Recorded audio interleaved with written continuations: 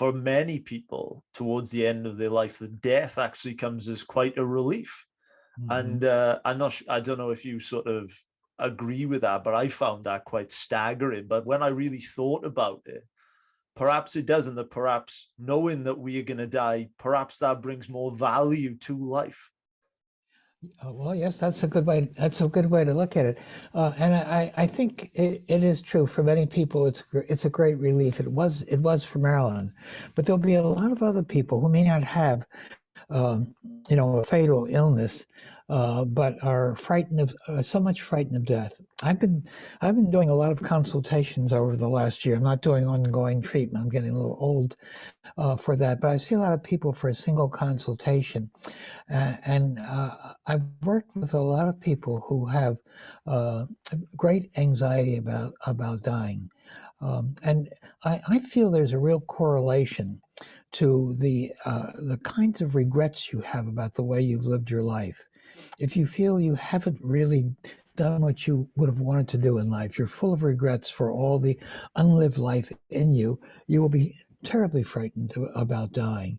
But if you have a sense that there are very few regrets in your life, that you lived your life as fully as you could, then the death anxiety, in my experience, is far less than that. And that was true with Marilyn.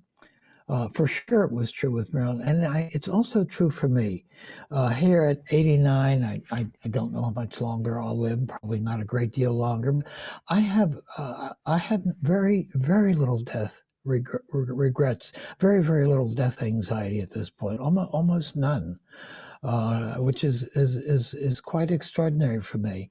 So I feel I've done what I could in life. I'm satisfied with my life. I don't feel there was any much unlived life in me, so that I can really do this.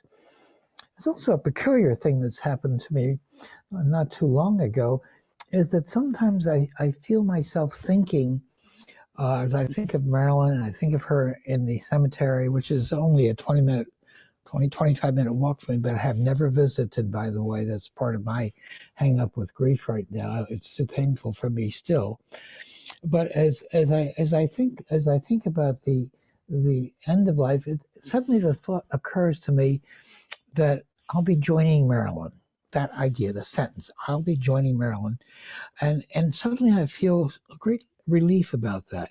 Now, as I begin to look at myself and analyze that statement, I realize that it makes no sense whatsoever.